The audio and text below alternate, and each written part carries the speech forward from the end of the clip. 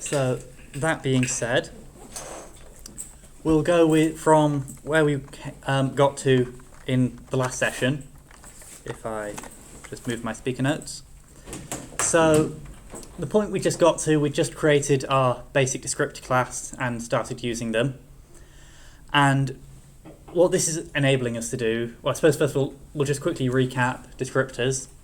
So it's a class that lets you define how you're going to get, set, and delete an attribute.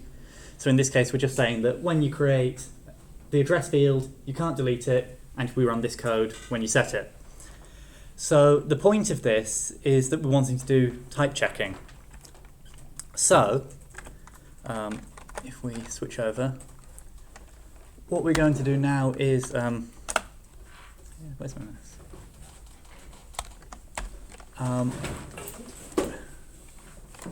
7.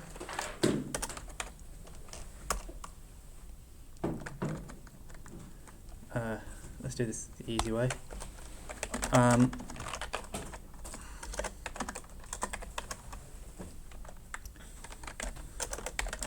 Fingers aren't working today.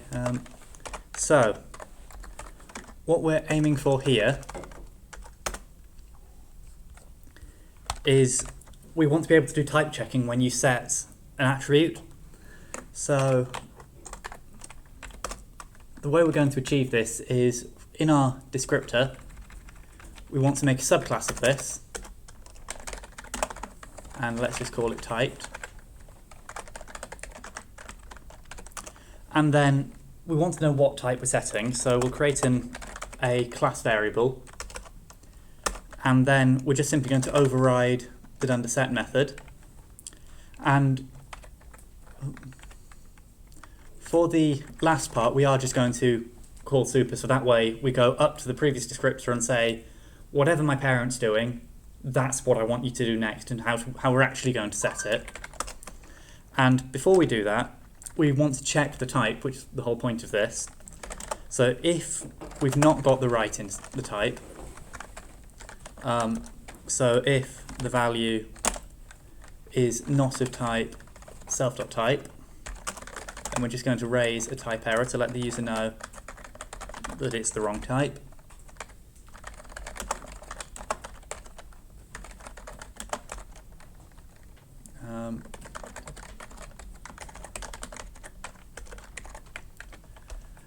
I should also mention, if you're just jumping into this and you don't have the basis we're starting from, the code is all available on GitHub.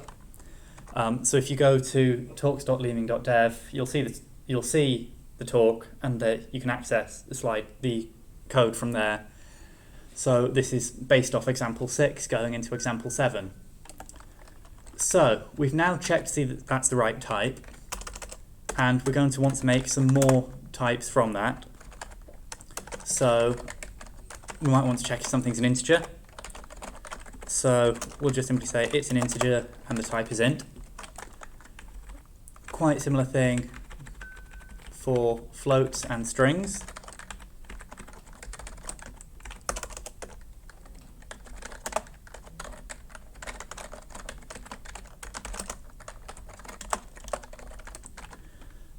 So now what that means is when we come down to define, so when we're defining it, we can now specify that this is a string field or an integer field and so on.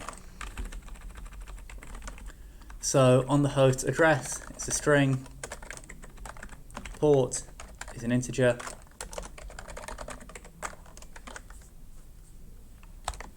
and now if we run this,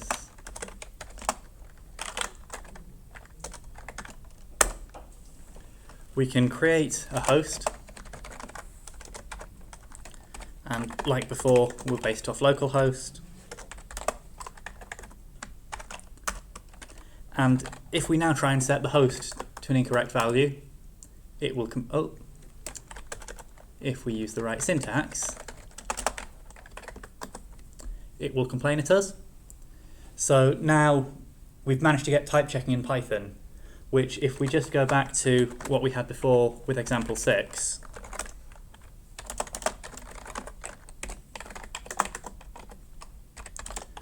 we'll see that this is quite an improvement. So before we could just say the address is 42, which kind of doesn't make sense for a network address, because where is machine number 42? So instead we can say, no, it's got to be a string. Now, the thing is, equally, going back to example 7, we can say the host is that, but I could also say the address is just hello, which equally is not exactly a valid network address. So what we'd like to do for the next part is to be able to say, well, we've got type checking, but we also want to be able to do value checking as well. So for example, the port wants to be greater than 0. Like I say, we want to make sure this somewhat resembles a valid network address. So the way we're going to go about this is by creating some more descriptors and just simply check the values. And then we're going to use a system called mixing classes in Python, which lets us inherit from 2 different classes at the same time. And we're going to use that to be able to combine things so we can say this is positive, so it's greater than 0, but equally it's also an integer. So if we come to here and implement that,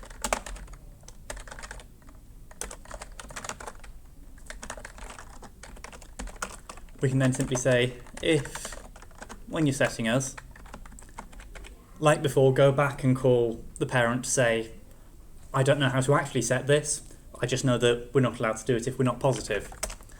So if the value is less than 0, then we're going to raise a value error and just say that we expected greater than or equal to 0. And then, like I say, we can use the multiple inheritance to say, well, if I want a positive integer, then it must be an integer that is positive. And likewise, we can do a similar thing for floats.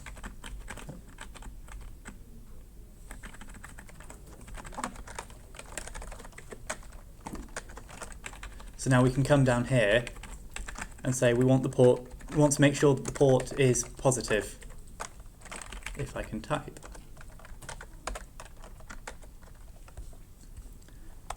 So now if we rerun this and try to set our port to -4 and set it to -4 rather than just subtracting 4, we get the error. But if we want to just set it to +4, that works fine. So our network engineers will already be slightly happier with us that we're not making completely bogus calls. But I was going to ask, why are you using a loopback address? As an example. Okay. It could, for this host, we're assuming that address is going to be an IPv4 address, but we're just saying, using this as an example, it could be anything. So now you might be wondering, well, if we inherit from both integer and positive, and they've both got done to set methods, because, well, if I try and set port to a string, it's still doing the type checking. So how does Python know what order to do things in? And this is where we bring in what's known as the method resolution order. Now, like most things, we don't like long names. That's a long name. So to shorten it, we just call it the MRO. And we're not going to go into exactly how Python does it, but I'm going to instead go through an example that should illustrate the process. So I need to correct my slides. So what we can see here in the example is that we've got our positive integer defined at the start, and then we're getting the MRO from the integer. And I've drawn out here the inheritance tree because this is basically what Python follows. So the first thing is, when I'm looking for a method, the first place I look at the class itself. So I think that kind of makes sense. If I'm asking Tom for something, the first thing he's going to do is check and see if he's got it before he then goes and off and asks someone else if they've got it. Then Python tries to stick as far to the left to this tree as possible, so we next check integer, and then we can then go up to typed. But if we go up to descriptor, the other aim is to try and we don't want to have to ever go down the tree too much. So we don't want to go up to descriptor and then back to positive. So instead we then swap over to positive, and then we can go up to descriptor and object and finish the rest of it. So what that means is, when we're defining things, because if you're trying to set the port, say, to the string hello, it's useless to try and compare that to 0 and say, is hello less than 0? Python's just going to complain that it doesn't know what you're on about. So it's important when we do create our positive integer class that we check that we put the integer first, because then when Python goes through the method resolution order to try and work out where to follow set through, it first checks to see, is this an integer? And then only if it's an integer will we go on to do the positive check. Because otherwise the user will get some strange error if we do positive first to say that I can't compare the string hello to 0, and the user goes, at what point did I ask you to do that? So it's important to make sure that when we are doing these funny things, we ensure the interface is nice and clean for the user still. So the next part we're going to look at doing is those strings, because I think we can all agree with if we've got an IPv4 address, there's a maximum length it can be, because at most we could have three decimal numbers, a dot, 3 numbers, dot, 3 numbers, dot, 3 numbers. So what we're now going to do, if I just also get my water, we're going to now add the ability to check the size of those strings.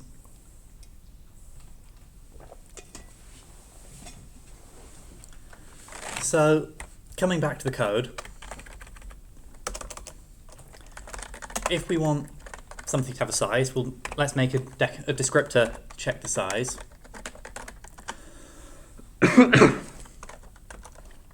So then, well, we'd kind of like to be able to tell it what size can you take. So in that, and we're just going to ignore that name being none for now, and instead we'll say this takes star args and star quargs. So that way we don't care what our parent's constructor takes, we just know that we've got certain arguments that we're going to extract from here in a moment, and all of the rest of them, well, you can just pass them up to the parent and it can deal with them. So in here we want to add an argument of our own to be able to specify what the maximum length is. So we'll set that, and now within the set method we can go through and then within the set method we can then make this change, wrong one, and then again if it passes the checks, pass on to the next person because I don't know what to do from there. And then we just say if the length of the value is greater than the maximum length that we've set for ourselves, then we're going to raise the value error and say too big, expected length less than.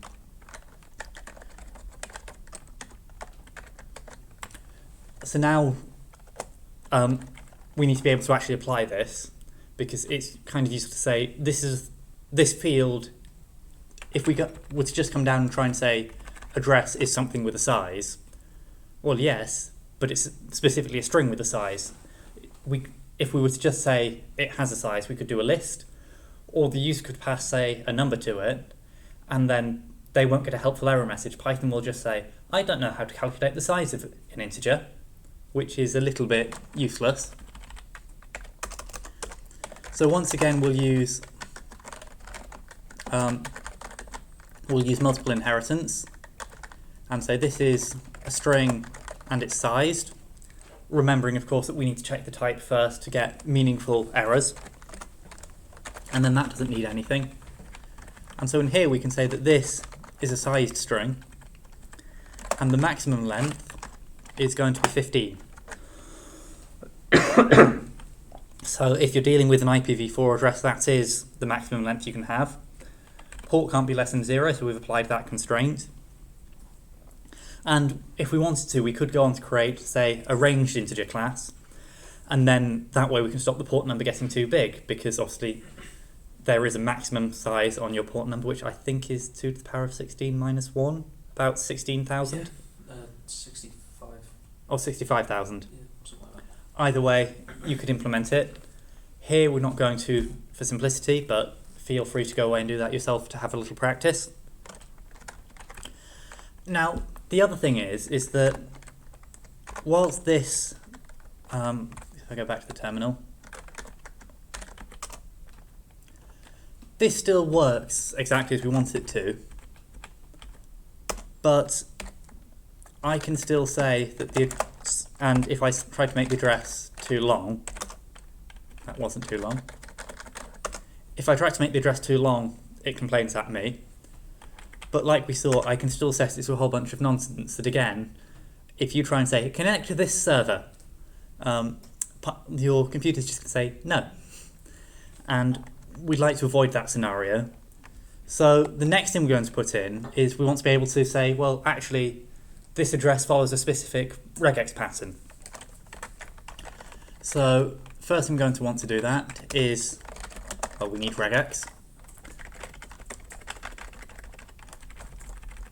And then if we come back down here, we can say that regex or we can define a descriptor regex, and when we do create the class,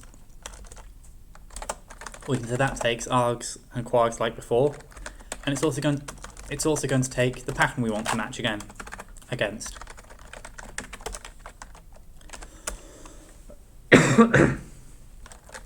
And then this time, because we're dealing with a regex, we first of all just want to compile that pattern as we store it. So that way we only have to do that once. And then again, we'll pass everything else back up to our parent, because we don't know what to do with the rest of those arguments, but the parent might.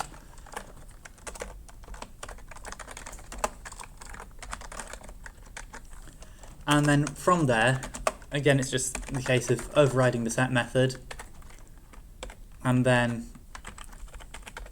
if we don't know what to do, our parent does, and then just check that the value matches. So if it doesn't match,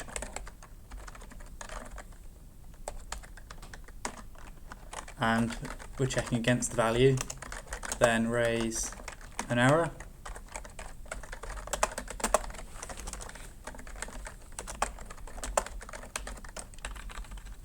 So now when we come down to, and the other thing we want to do so we can use this is create our regex string.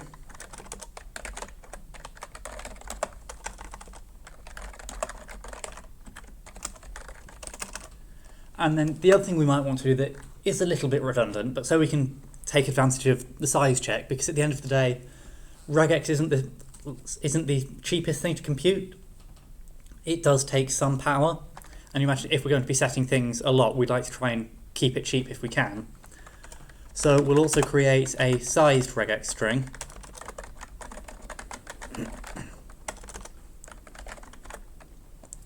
And this one, we could write out all of them individually. And this is saying we first of all want to make sure it's a string, then check that the size is right. And if all that matches, then you can go on to do the expensive regex check. But because of how we're generating because of how Python generates the method resolution order, we can just say, well, we want it to be a string that has a size, and then if that matches, you match against the regex. So we can start to build in layers of indirection, so we ourselves don't really need to care how sized string is implemented. I could come in above and say, well, I'm going to do a little optimization that just says, it's a string and it's sized. I'm going to check both of those here and then pass off. And then we can come in here and specify the pattern, and the pattern for So we're specifying pattern is a raw string, so we're saying Python, you're probably going to see some backslashes and things. Don't do anything to them, I just want them to be backslashes. So this is quite a useful trick when you're writing lots of regexes, is if you prefix your string with an R, then you don't have to care about escaping your backslashes, because otherwise I think the regex pattern for matching a literal backslash without that would look something along the lines of that, which is starting to get a little bit silly, especially if you're then passing this into another string tool, which means you've got to put another 4 backslashes. So raw strings just helps to keep things a little bit cleaner. So the first thing we want to say is we've got a digit. Well, it's not 1 digit, it's anywhere between 1 and 3 digits, followed by a dot. And we want 4 of those dots separated by digits. Now, this is possibly the point where Aaron says there's some optimization I could do here, or there's some kind of IPv4 address that I'm not capturing, but this captures most of them for the purposes that we're covering here. So now, if we come back to the terminal, we can check that this is working properly. If I can... So now I could try creating the host where the address is hello, and it will tell me that that doesn't have the right pattern. But if I say set it to 192. If I just pick another IP address, that works fine. So this is still getting better. We've now got nice type checking and value checking. But if we just look back at our definition of the host class, when I want to say that one of my fields is the address field, I've got to say that 3 times. I've got to first of all say we have a field called address, and then say address is this, and it's got the name address. Given we're trying to avoid boilerplate, if you imagine you've got a class that maybe has 10, 15 fields, having to specify all their names 3 times is a little bit repetitive. And it seems especially silly on these kinds of lines where you're saying port is an integer called port. So we can improve this quite significantly, and we're going to bring back metaclasses to do this. So this is going to be broken down over a little bit, and we're basically going to be creating a metaclass that gathers in all our fields. But if you're saying this is an integer, it's pretty well going to be one of your fields. So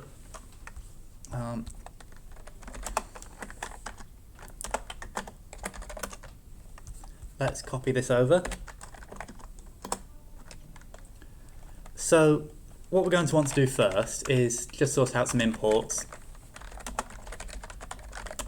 And the first thing we're going to want to do is import ordered dict from collections. Now, the difference between ordered dict and a normal dictionary is ordered dict is guaranteed to preserve the order you put things into. So let's say you're creating a dictionary, and you first of all say that D, so we've got our dictionary here, and we say that D index A is going to be 1, and then D index C is going to be 2, and D index B is going to be 3. Older versions of Python wouldn't necessarily guarantee that when you then check your dictionary, you would see that D was in fact A1, C2, then B3. They might swap those around for you. So that's why ordered dict was introduced. And just in case they decide to go back in later versions of Python to say, actually, it's more efficient to have our dictionaries not be ordered, we're going to use the ordered dict just so that we can guarantee that if you define some fields, we keep them in that order. So the next we're going to come down to our structure meta, and we're going to give it a class method, and this method is called under prepare. Now, if we go back to when last time we talked about how Python parses a class declaration, so if we jump back to that,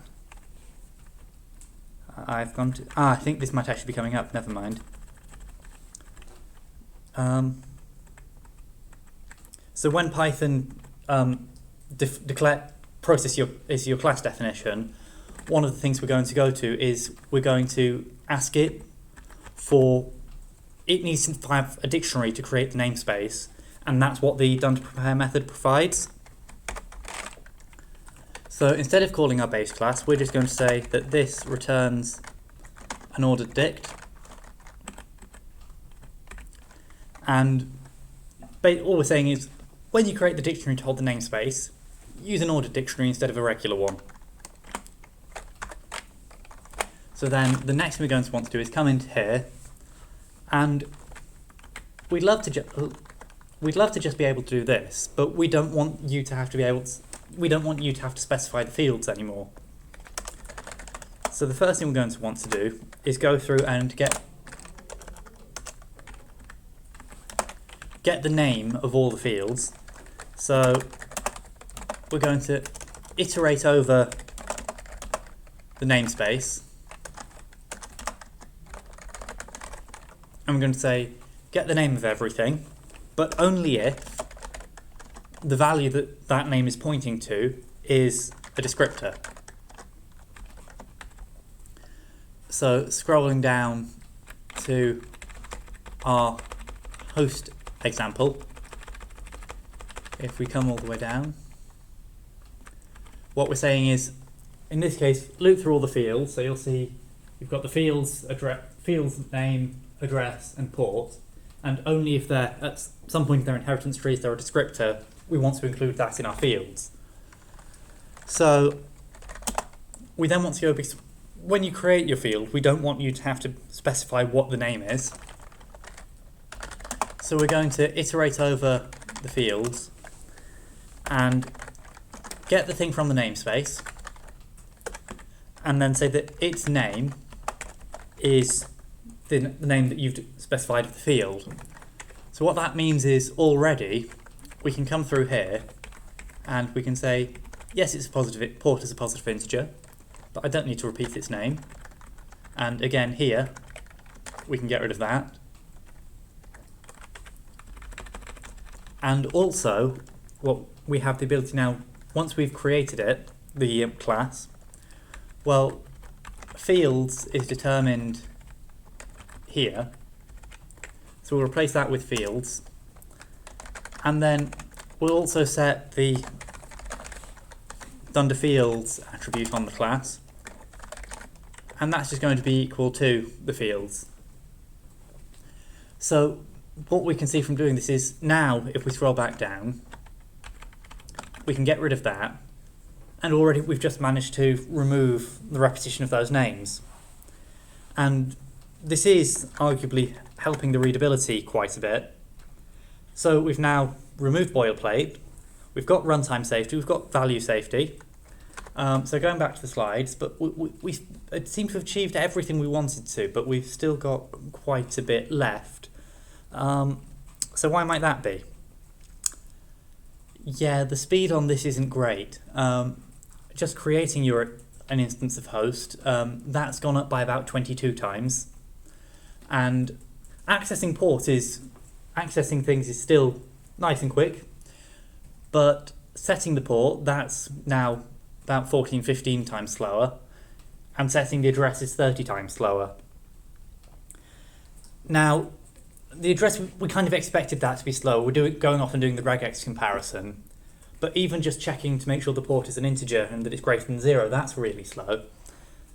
There is one really good thing though, which is, like we said, getting a value, that's still really quick.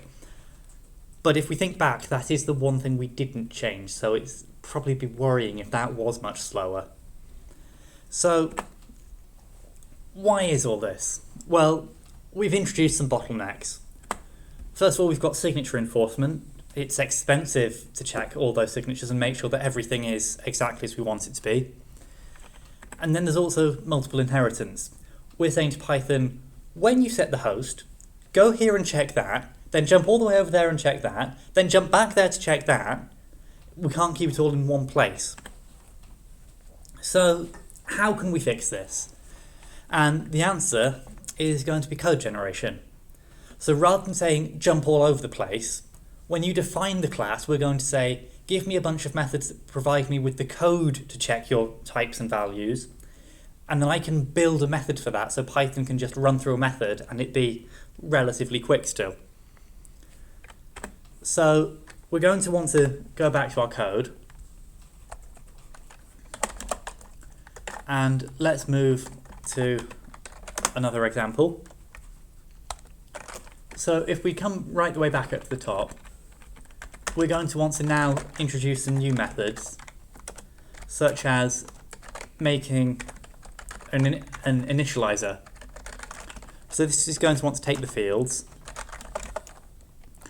and quite a simple method. So we're going to start by generating the code.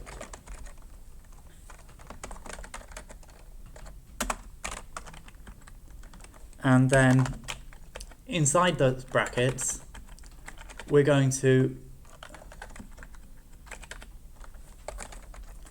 format in so that what we want there is to be the individual fields that your function takes. So the address and the port, in the case of the host, in the case of point it might just be X, Y, and Z. So that's just going to be joining the fields together.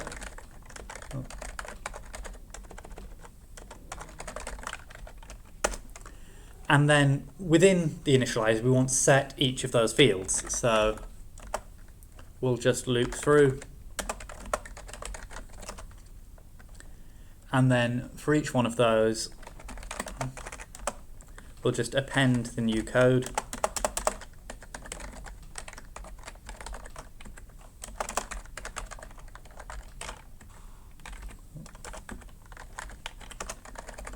And then return it.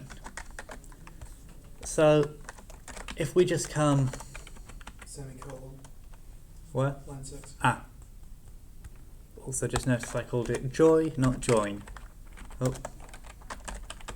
Let's be happy, but let's be happy because Python's not moaning at us. So if we come in and...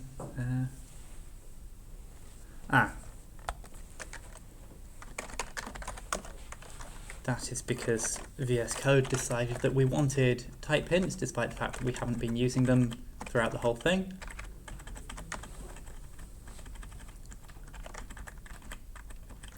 And it probably would be a good idea overall to go through and in this library code add type hints, but it's more for me to type, and at the moment we're focusing on trying to type this quickly. So if we rerun this, it's still complaining. Did you make the changes in the EX file? I did, yes. So, you know, let's remove 9 because it seems I forgot about opening that one. So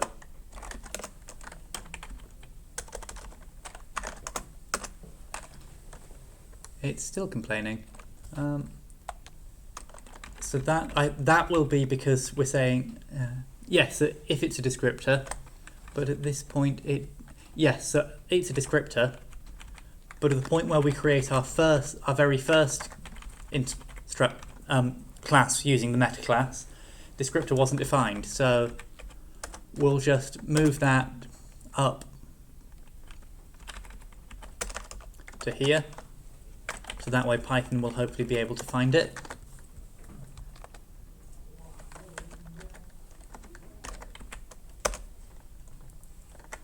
And then we also need to specify what we're checking to see if it's a descriptor.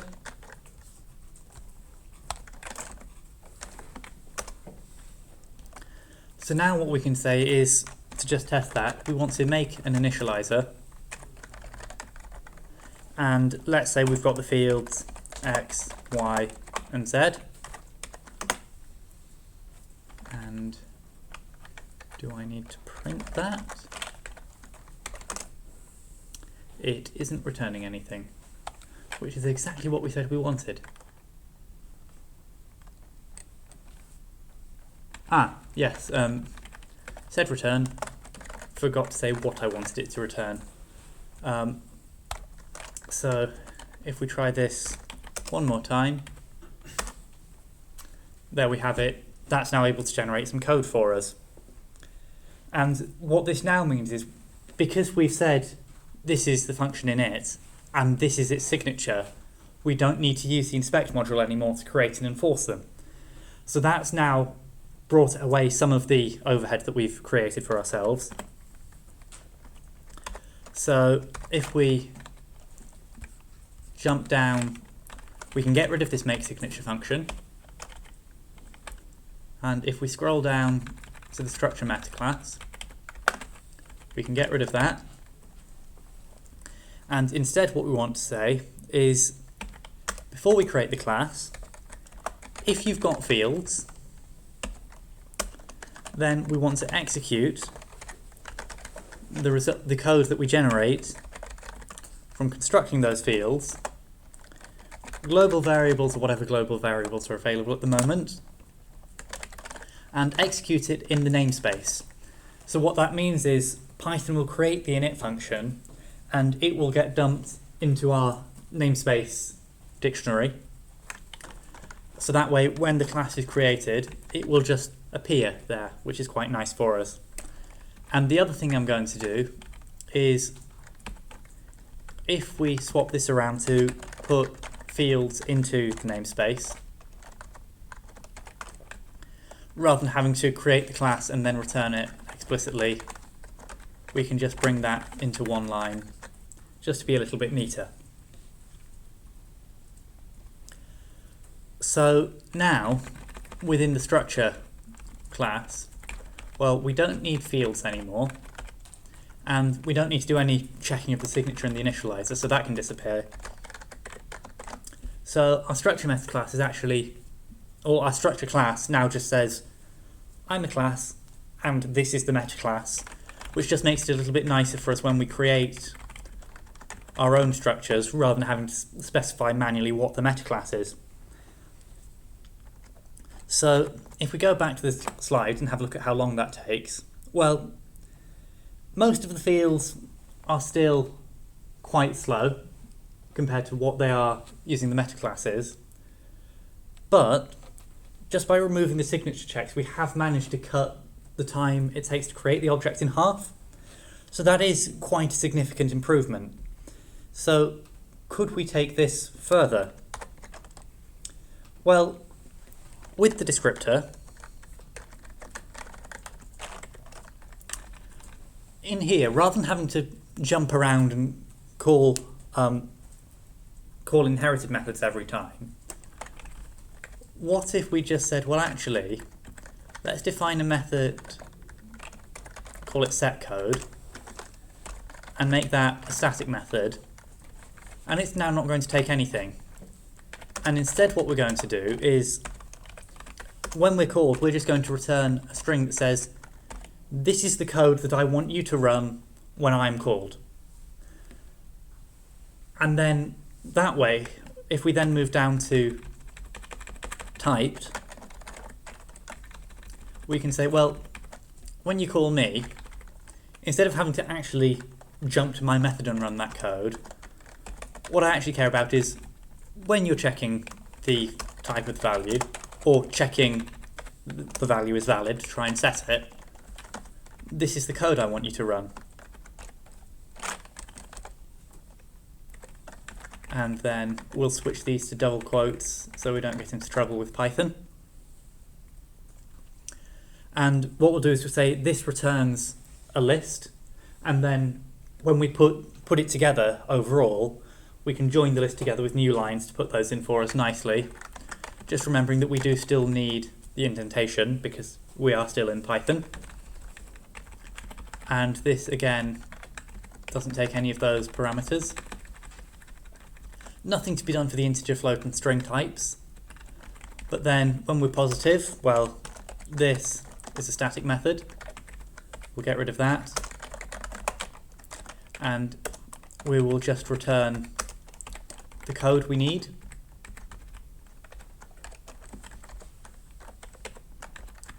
Again, swapping out for double quotes. Again, you could just escape those with backslashes, but It's a little bit more readable if you use double quotes inside single quotes, I find. Then if we come down to the sized descriptor, and the nice thing here is we can still take in parameters, and we can still just override init, because that's relatively fast, it only happens once. But we can still get access to those from within our set method. So we'll just go through and sort out the last of these, because we're nearly there.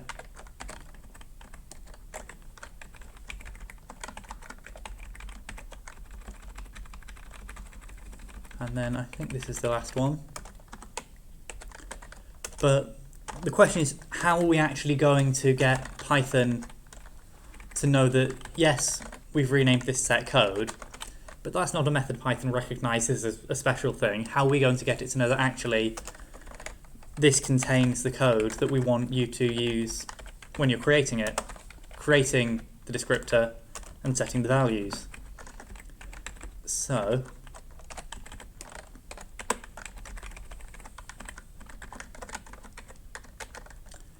what we can do is, if we come up to the top and just check along the way that I've remembered to rename all of the functions, which it appears I have not. Oh, and the other thing we can do is we can get rid of this call to the superset, because the whole point is we're trying to optimize that away and not need to do it. So we can actually just have it so it's just the code needed to do the actual check itself. So that can disappear. And if we keep going up, I think we're nearly there.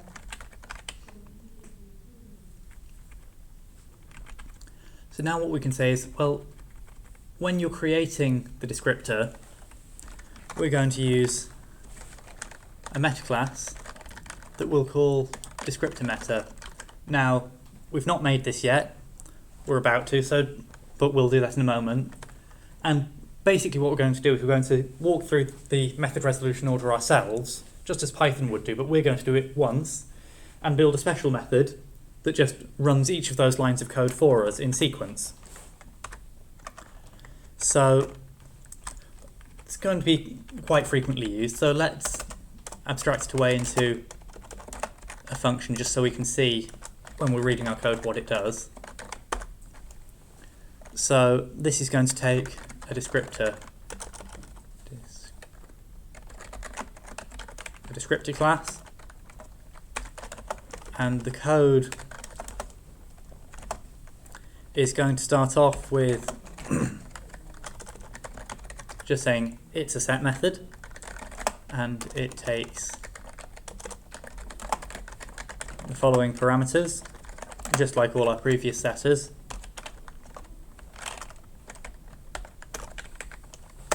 And then what we can do is, we said that Python generates the method resolution order, but like most things, it gives it to us to be able to access. So we can walk through the MRO ourselves. So we'll start off with, say in the case of positive integer, we'll start off with positive integer, then go to integer, positive, and so on. And then if set code is a thing that's available in that class, i.e. it's in the dictionary of the class, then we can just go through each line in the set code, in the result from the set code method,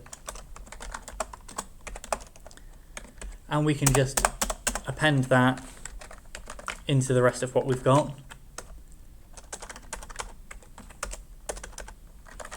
And then at the end, we return the code. So I'll just get rid of this for a moment, just so that we can test this a bit more easily.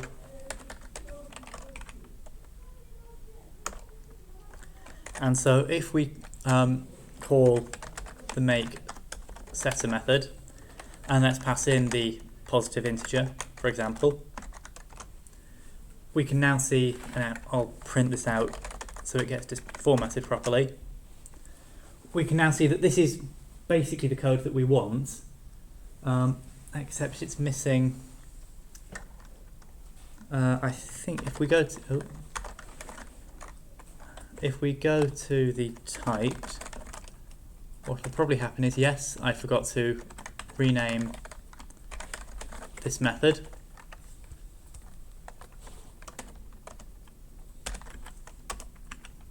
And we try it again. We can now see it does exactly what we want. First of all, check the type, make sure it's correct. If that check passes, make sure the value is not less than 0. And then finally, set the value. So the catch is we now want to be able to apply this automatically to all our descriptors. So we're going to jump up to our descriptor class.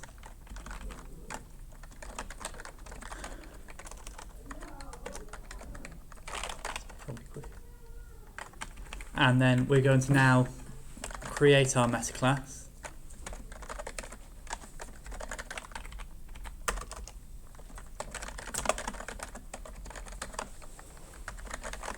And like all metaclasses, we need to inherit from type. And then, unlike before where we've defined done to prepare, done to new, this time we're just going to implement done to init. So what this does is, like with your other initializers, you've created the class itself, and now I'm going to put some methods on it and initialize it. So, like before, first parameter we're going to call class because it is the class we're operating on. It takes a name, the base classes, the namespace, and any keyword arguments. And then we're just going to first of all check and see if set is in the namespace.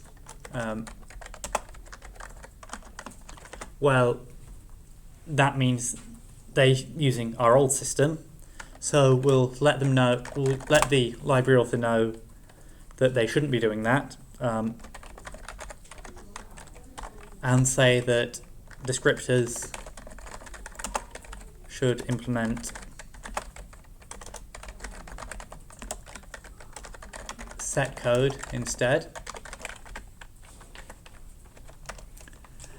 And now what we want to do is we just want to say, well, we're going to we're going to create a setter and execute it.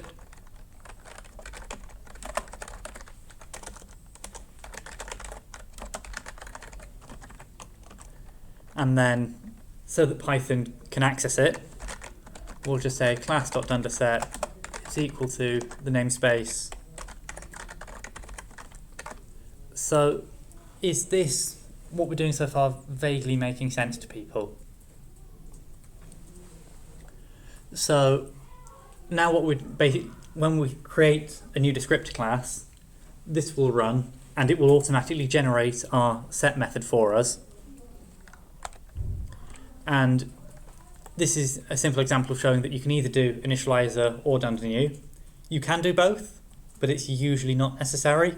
You're either doing stuff to affect how the class is created, or you're just popping a few extra things on the end once it's been made. So if we rerun this, we can now see that let's try and create our host.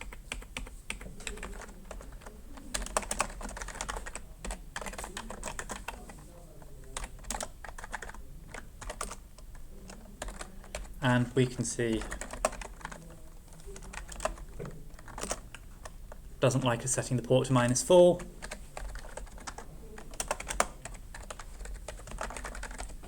And it doesn't like us setting the address to hello world. So it's still behaving as we'd expect. So how's that improved our performance? Well, here we've now got our simple class that was just normal Python stuff, but we had to do a lot of boilerplate to be able to get anywhere near the kind of checks we wanted. We've got our metaclass structures thing that was jumping all over the place, and we've got our code generation back. So as you can see, comparing these two columns, code generation is significantly sped up from metastructures. So yes, it's still about an order of magnitude slower than just doing a simple class. It's nowhere near the overhead that we had previously. And there's probably ways of still optimizing this further that we might go into at a later date, we might not. But I think the main thing here is that we've managed to gain an enormous amount of safety checks that you'd expect to see more in a language like Rust, but we've got that in Python for, yes, there's some cost, but it's not too much cost, I wouldn't say. So the catch to that is we are using exec, and aren't we normally told to avoid this because it's dangerous? What if someone drops in malicious code? Well, the catch to that is here we're looking at things mainly from the perspective of a library developer. So generally we can be a little bit more relaxed about this kind of thing, which is why we're using things like metaclasses and descriptors in the first place. Generally don't use those in your normal code because it can make things harder to reason about. But if you're developing a library or a framework, I'd say it's more allowable to use these things. For example, if you've ever used the Django package, when you create a model to say this is what my database looks like, behind the scenes Django is using metaclasses to be able to generate all your SQL queries for you. Now, the catch to this is, even though we're in a library developer, still don't throw security out of the window. So like, don't ask the user for a URL to read. Go and read some text data from that URL and say, this is totally safe Python code for me to execute with all the privileges I can get my hands on. That is still a bad idea. But what I'm saying is, because we've provided our own code in the descriptors, or maybe someone extending our library has, we can generally assume if the user's using our library, they can trust the descriptors they're putting into it. So we should be safe. So, in summary, we've now managed to, I'd say, quite neatly reduce the amount of code we've got here. We've introduced quite a bit of type safety. Yes, we're ignoring libraries like data classes, but data classes doesn't actually get you this level of safety. So, with that out of the way, we've been running for about an hour. Now, there is one more example I've got lined up that we can see. Do you think we have time to go into it? So this is the example I mentioned last time of the one that takes things a bit too far. So we've said maybe be cautious about using these if you're ever in a place of work or something. But let's say you've convinced your managers that yes, we should switch away from some big enterprise language, insert your least favorite language here, and say, we should switch to Python, but the managers are still a little bit hesitant because, well, Python's missing some of this enterprise level junk that we like to have around because that's what we're being paid for. So you say, okay, I can still keep XML for you. So, and yes, I know not everyone views XML as clutter, but there is certainly some level of clunkiness to working with it. So what we're going to do is if we come over here and we'll create a directory for this example. So let's first of all just create an example of what do we want it to look like. So we'll give it the .struct extension so we can identify it. And no VS Code, you don't know what I'm on about. So I'll just let you know that it is XML. And we want to say something like, this is a struct with the name of host,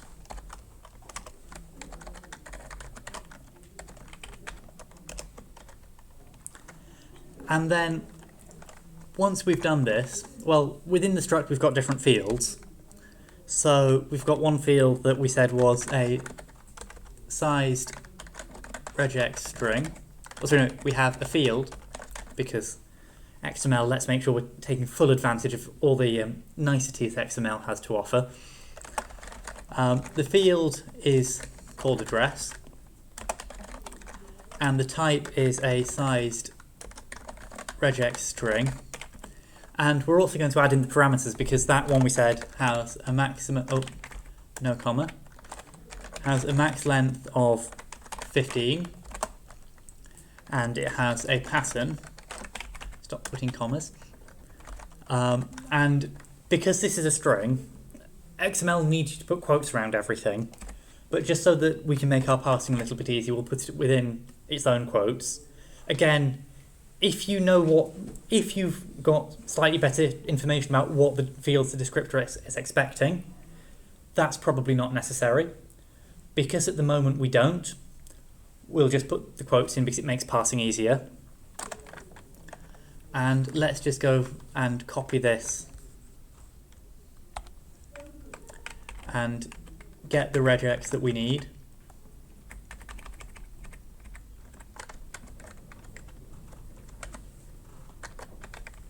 And so now we've got our lovely little regex. We'll close the field, and we have another field, our port, which is a positive integer. So now this is how we'd like to define our class, our struct. Now, admittedly, you might want to line wrap that and format it nicely. So how do we then want to be able to use this? So let's jump over here and say, well, when we're using this, we could say, oh, you've got to load in the class and then you've got to, I don't know, call a function to load it in. Or, well, I think Python has some quite nice syntax for loading in another module, if we could just take advantage of that. So if we could just go import host, I think that would be quite nice, don't you? So then what we're going to say is, Python, when you say an import, you could do your normal stuff looking for Python stuff like you're supposed to. Or you could also look for a file with a .struct extension, and then we're going to tell you how to load that in.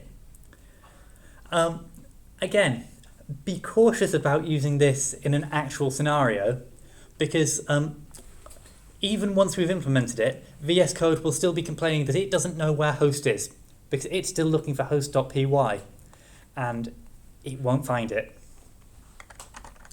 So, and I'm just switching my notes over here so that I can actually see the code I'm supposed to be writing.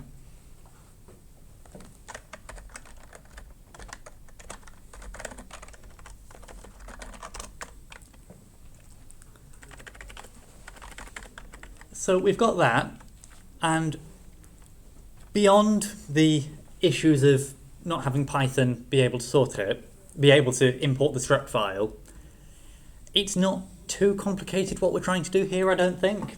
We basically want to say, this is the XML, and convert it into some Python code that just takes advantage of the descriptors and everything we've made before. So what we want to do first is let's create our own library, which is where we're going to, and in fact, rather than writing that out manually, let's copy 8, because otherwise we're going to have a lot of code that we're going to need to write out by hand again.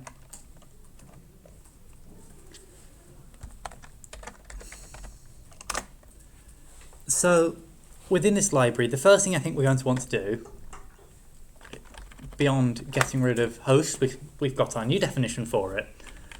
So let's make a little helper function that lets us convert XML to code. Now, this one is going to take in an XML file, and we're going to want to do some imports. So from XML dot, where is it, etree,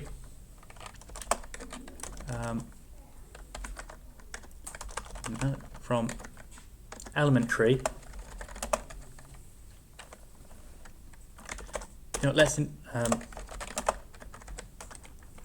So the first thing we're going to want to do from within here is we want to actually get our XML by saying element tree dot parse, and that's the file path. And then within here we're going to want to, because we're going to do code gen to achieve this, because I think hopefully quite obviously it's going to be a little difficult otherwise to transform the XML into actual valid Python code. So our code, what we're going to want to say, actually, I'm just trying to remember how I've done this before. It's supposedly importing from library, and then, you know what, let's, we'll make a new file. We'll rename library to structure, just so that way we can separate the two out and get a little bit of a better idea of what's going on.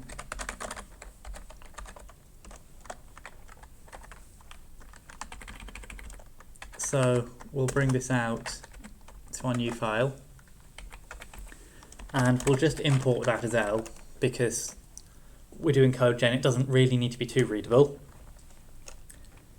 Then we need to iterate over the XML, and for each struct node that we have, because we're saying you could define multiple, so we want to wrap this in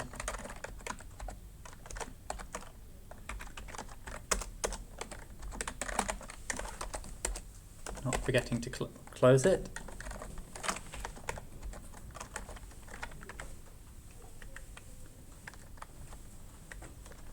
So we want to get, within our XML, we want to iterate over each node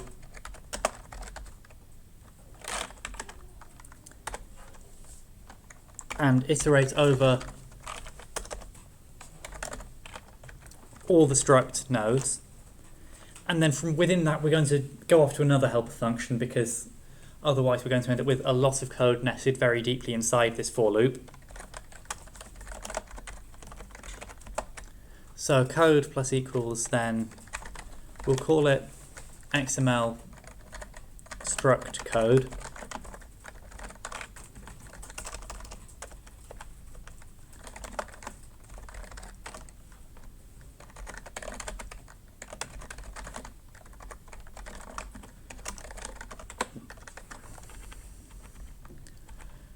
And then we'll just return the code that we generate at the end of this.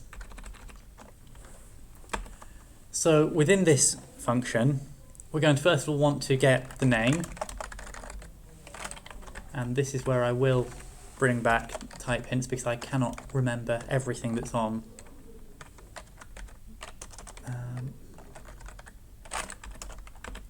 the class, on the element class. So we want to get, and we said it was called name. And then from within that, we want to get each of the fields from the structure.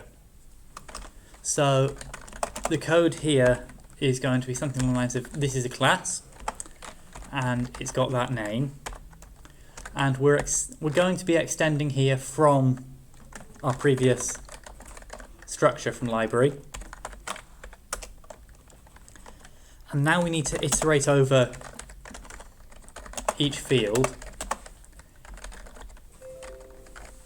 in the node. So for now, let's just print those fields to just see kind of what we're dealing with.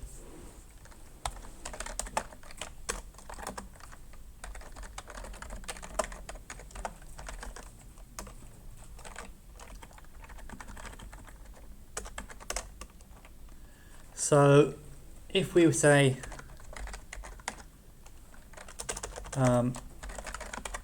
print XML2 code on host.struct,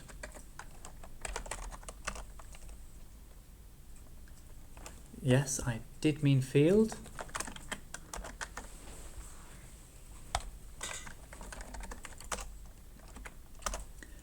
Now, if we run that through, Python's moaning because we're not actually returning a string from this function, but we can see we are getting some fields back.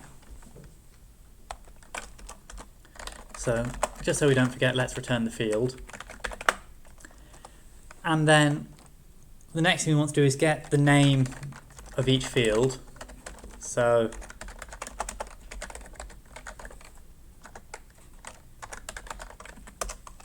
and we want its type.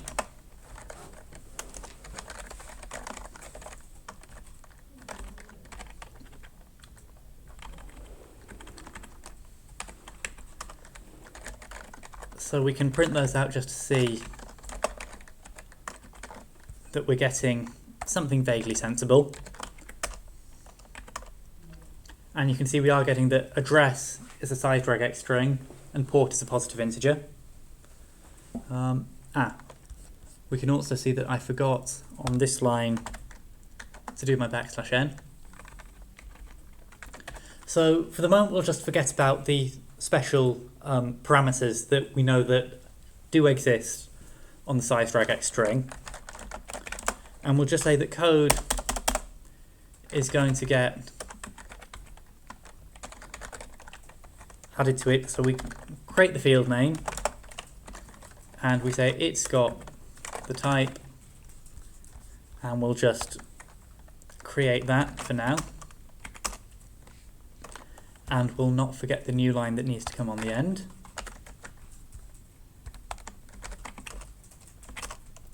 So you can see we're starting to get something vaguely sensible here. And the other thing is that we should not forget to do is that each of those descriptor fields is coming from library. So it's getting closer to what we had before. So now the final thing we've got to be able to do is to extract the arguments. So we can get the attributes from the field. And because I can't quite remember how we're supposed to, I'll just check those are what I think they are. Yes, so we can see we've got the name and port, we've got the name and the type. So if we come into attributes here, and we're just going to say, and we'll make a copy of those so we're not affecting the actual XML tree. Because now I'm going to say, well, I don't actually care about what the name or type fields are anymore because we've dealt with those. So the rest of those attributes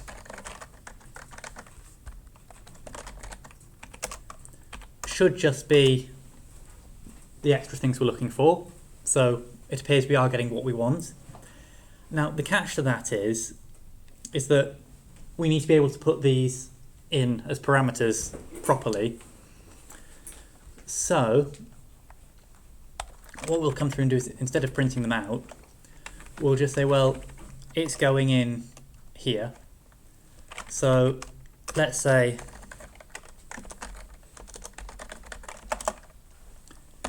so params is going to be a string, and we'll drop that in. Then, well, we want it to be joining together the attributes with the comma, and then ultimately it's going to look something along the lines of the parameter name is equal to its value, and then we just want to do that for all keys and values in attributes. So we'll just see how that works out. Not well, because we forgot attributes dot items.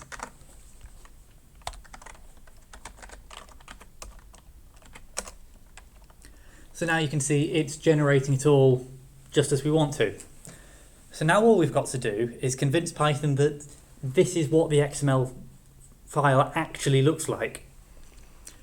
So what we're now going to jump into is something that probably will be something that we'll probably cover more at a later point. So this is just jumping into import hooks briefly.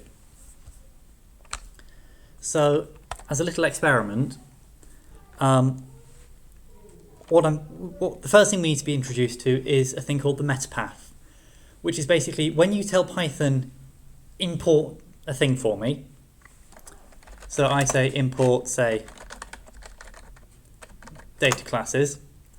How does Python know where to look for that? Well, a lot of the magic here is hidden inside the sys module. So the first thing we'll do is we'll just print out sys.path. So here we've got a bunch of different paths to directories where when you import something, these are the locations that Python is actually going to look in to try and find the item you're importing. So that's where Python looks, but how does it know what to look for in those? So for this, there's another thing called the metapath.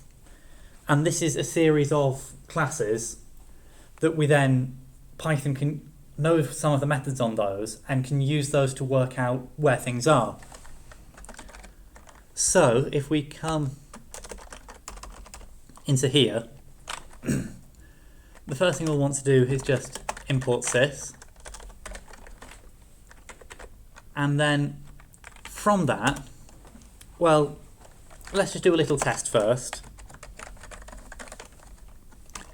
And this needs a method on it called findModule, which, I'll be honest, no points anyway, but anyone have a guess what this method might be used for? Anyone at all? Given the name? For finding a module. Yes. I was asking one of those stupid questions where it's just read it. So for that we're given the full name of the module, and we might be given the path. If not, we'll just say it's none. So for now, we'll just print what we're looking for.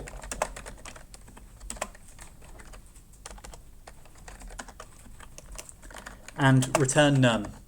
By returning none, we're just saying to Python, I don't know where to find this. Hey, ask someone else. So from that, what we can then do is just append, if we append it to the metapath, or actually we'll insert it at the start.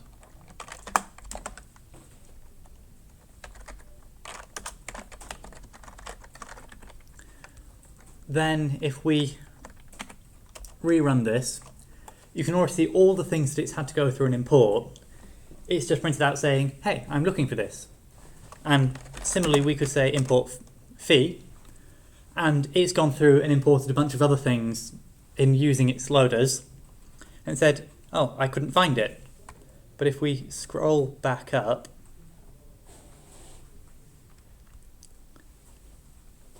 oh, I think I spotted it. Yes. So here we said import fee, and we said looking for fee, and it didn't find it because it doesn't know where fee is, namely because it doesn't exist, funnily enough. So we've got this bit, but how do we actually tell Python to import our struct file? Well, if we rename this to structure importer, and instead of just printing out the module and complaining then we can't find it, we're going to say that the full name dot, and then this is basically saying, if I just do that so I get some auto completing, what we're basically saying here is split it based on dots and then get me the last one, the last part of it. And if path is none, then we're just going to say that the path is equal to an internal path variable that we'll define, and we'll just take that in as a parameter.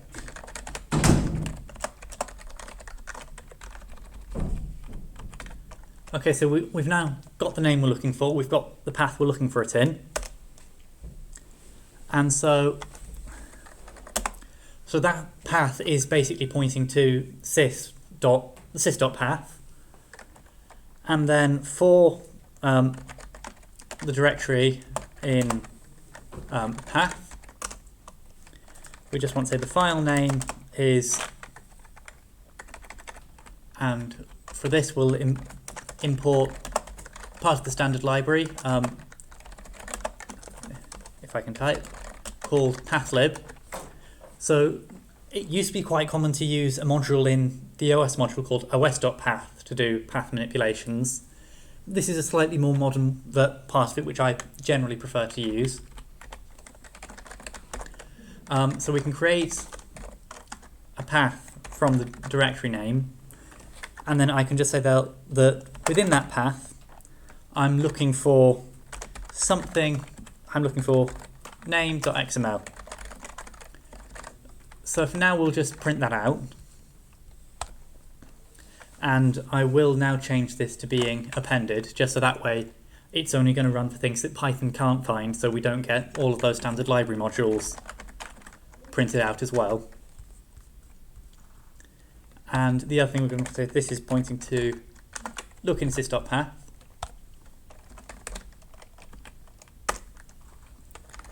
So now if I go to import host, we can see it's looked through all of these, and it's looked for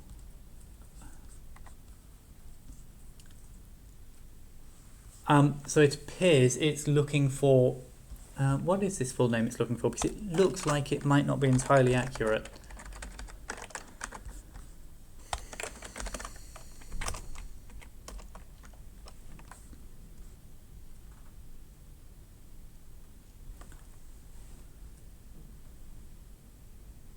Alright, so we're looking through various different things, still trying to do some imports. But if we actually try and import host, it is looking for host.xml, which is what we expect it to be doing. And it's saying that it can't find it, which is, so far we've not actually told it how to find it, just this is vaguely what we're looking for. And then we're just going to say that if this exists, then we're going to return, from here, we're going to return our a new class called structure.xml loader from the file name. So let's go ahead and make that class now.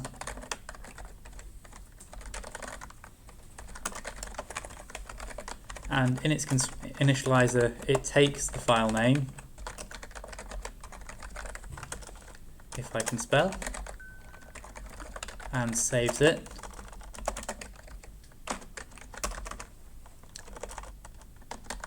And then we want, on this we define a method called load module.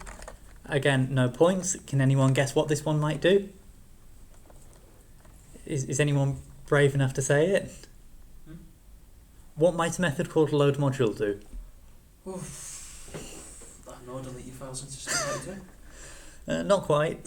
What a surprise. Well, given that find module finds the module, load module is something that actually loads it and says, this is the file path it's stored at. Python, this is how you actually interpret it. So on the default metapath, there's a module, there is an object which basically says, if you're looking for data classes, try and find something called dataclasses.py, and then use this Python file loader to execute it and give me back a module. We're doing a similar thing, but for our XML files. So load module takes the full name of the module that we're trying to load, and then, if I can type. So what we're going to do here is we're going to set a default value. So what this says is, if full name already exists in sys.modules, which is basically a dictionary containing all the modules that have been loaded. So that way, if you've loaded in, say, the sys module once, next time you import it, rather than having to go through and do everything again, it can just look back and use its cached version. And we're saying, well, if it doesn't exist, then we're going to give it a new module. And this is where I worry that things have updated from my notes. And this is not, in fact, the way we're supposed to do things anymore, but we'll stick with this for now. And then we can say, well, we're importing the module, and its file, where do we actually find the source file for it? Well, that's self.file name, which we'll need to convert to a string. And its loader, which is basically saying which class was used to load it. Well, that's this one. And then we need to generate the code that we need to convert that XML code into some Python code that is actually meaningful. So we'll use our XML to code method on that.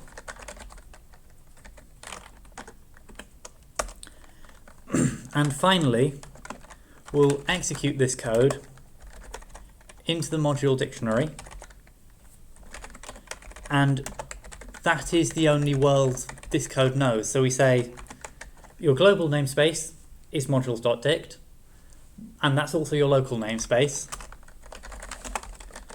And then finally, we can return that module that we've just created. So if we rerun this, that's fine. It's just a deprecation warning, so we should be using something else, but for the moment this will work. And if I say import host, it still moans at me, which it shouldn't be doing.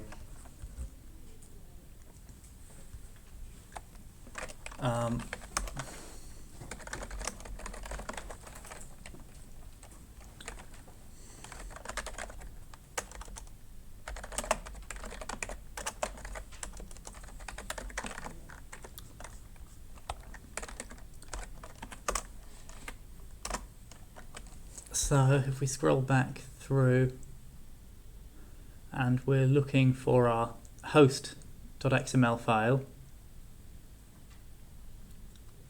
oh, that's still... Is it because it's not .xml? Yes, it is. So it generally helps if when you're looking for, say, a file ending in .struct, if that's the extension you're checking for. Again, this is why you need to be careful with this kind of code, because bugs can be quite hard to spot. So we'll get rid of that output now. And if we try it again, we are certainly getting closer. That's because we need to import not from library but from structure. So when we're generating the code, we want to say import structure. So I think this should now be... So now we've just said import host. It's not complained about anything.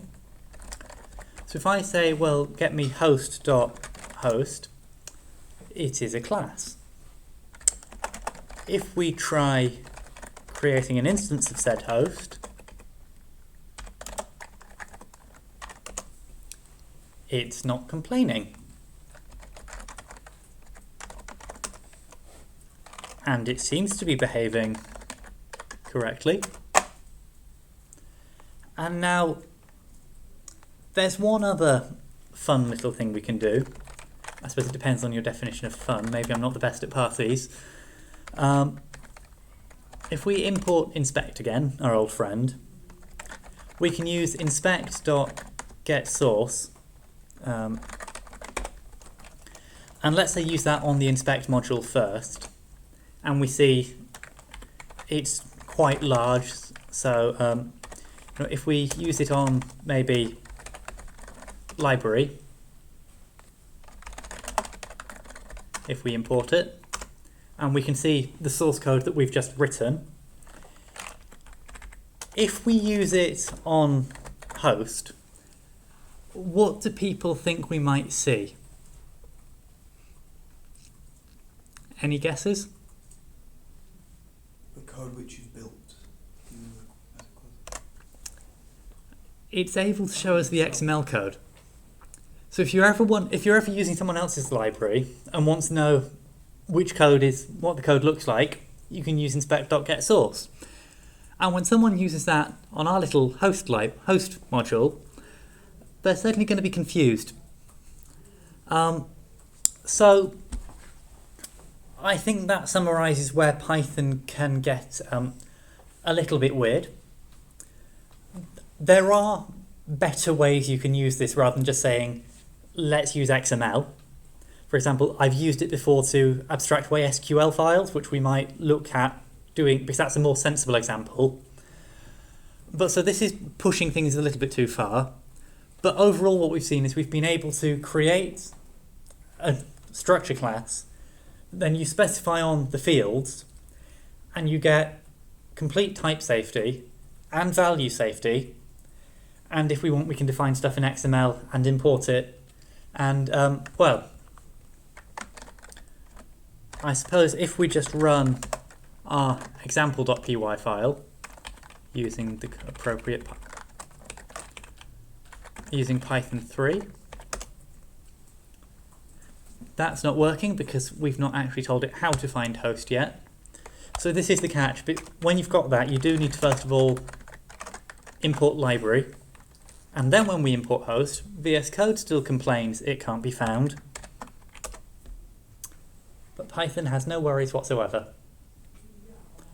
So I think that's a good place to bring it to an end. We've certainly got some weirdness that I think, did anyone know you could do anything like that before this? Did anyone know you could get anything close to, if I jump back to example 8, did anyone know you could create something like that yourself? So everyone's learned things. Maybe people have learnt different things. So are there any questions before we finish? I've struck you all into silence. That either means I've done... You should stop recording before you ask questions. Would people prefer it if we stopped recording before questions? You can feel free to nod or shake. Well, we'll leave the recording there.